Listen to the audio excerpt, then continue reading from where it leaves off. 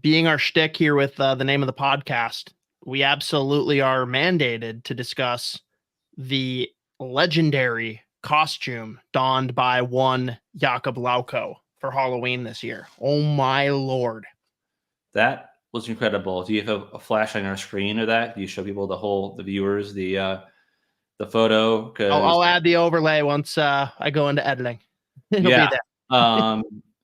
You know, we're looking forward to having him on our pod because I think our whole pod will be a digression into every single part of the movie or the books. I know he's read the books. I know he's followed it all the way through, and his tattoos speak to that. But the whole Halloween in NHL has been like legendary overall. Like not just the Wild, but every team. But like I think the Wild brought their A game this year from the photos that I saw. See Jared Spurgeon. Jared Spurgeon's was very good. I'm personally, if we remove the bias with, of course, how amazing Lauko's was, I don't know how you don't give the win to Ryan Hartman.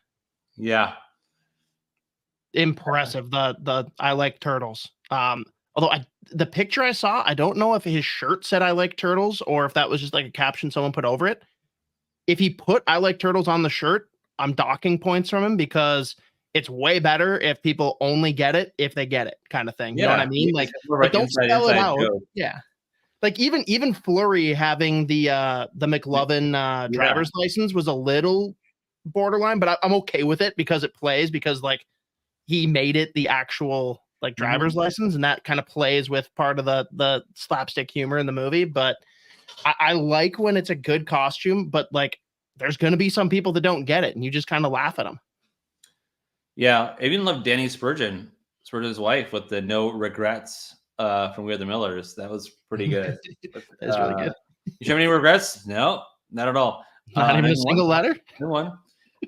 Speaking of no regrets, what is your worst Halloween costume you ever had growing up? Mine? Yes. Oh boy. The worst one I've ever had.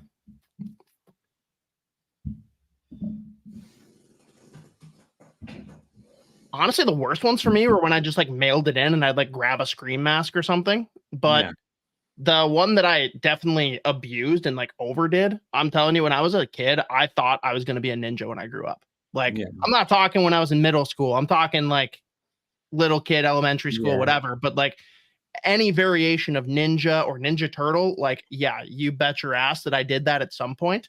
The coolest one was when we were really little. I had to have been like 3 or 4.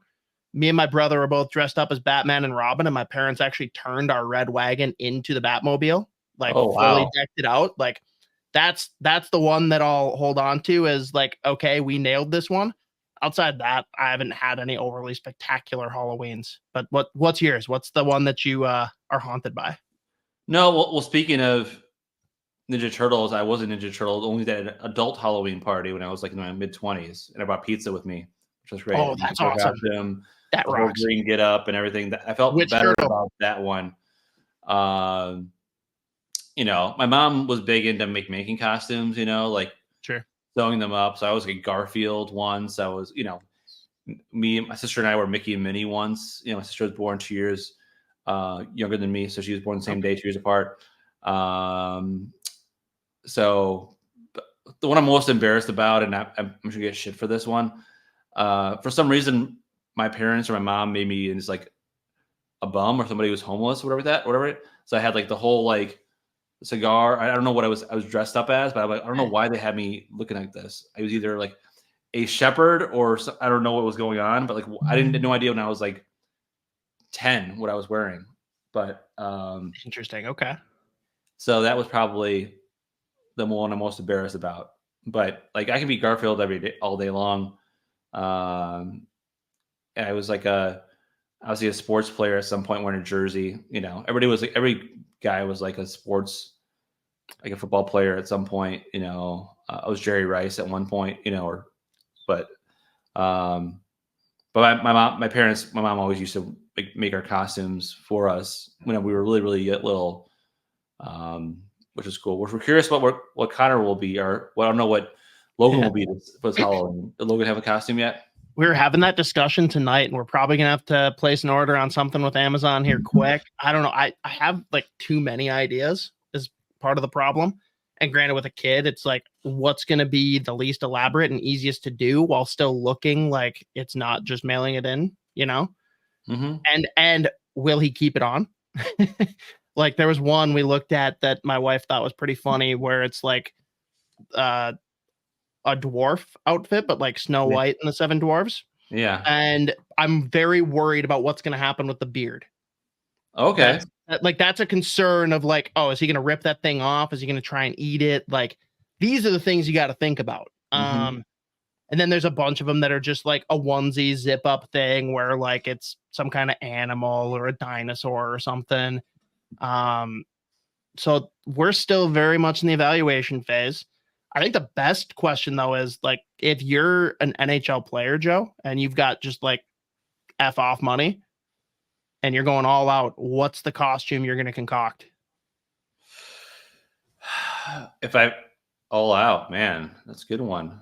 I would think that in my endless amounts of resources, I would have to come to some sort of, I have to do like a Lord of the Rings, like Sauron, just to one up Lauko. Yeah. I would have to do, with the ball. Yeah. I would have to have it all. I don't want to scare my kid, but I would have to do that. Good point. But yeah, I think you have to do something so intricate where you have the costume plus the paint everywhere. You have to have some sort of thing going on. I'll give credit though. Jesse Puljarvi out in Edmonton a couple of years ago, like no makeup or anything crazy like that, but he nailed it. Him and his girlfriend. He was the little girl that like shakes the bag at the dentist office. And then the girlfriend was like the fish in the bag that he was holding. And he like nailed it. It looked so perfect. We were talking about it Monday though on live stream for Judd's Buds. And have you seen the movie Role Models? Yeah. Mm-hmm. One of our like shared favorite movies between Spoke Z and I. And I would want to get 3 other people to come together with me and do Kiss My Anthea. So the 4 guys all dress up as members of Kiss, but then also are like decked out in like battle gear for this. What is it called? Like LARP? Yeah. Oh yeah, that was such live action role play, I think. Yeah. So like, if I could get 3 other people on board with me for that, that would be my move, I think. Yeah. Yeah. No, it's a little more fun when you have kids, right? And or it's fun when you're a kid, and then fun when you're in like maybe college age, and then you take a break from it, where it being cool, and then all of a sudden it gets when you have kids that where it'll be a lot of fun. So Totally.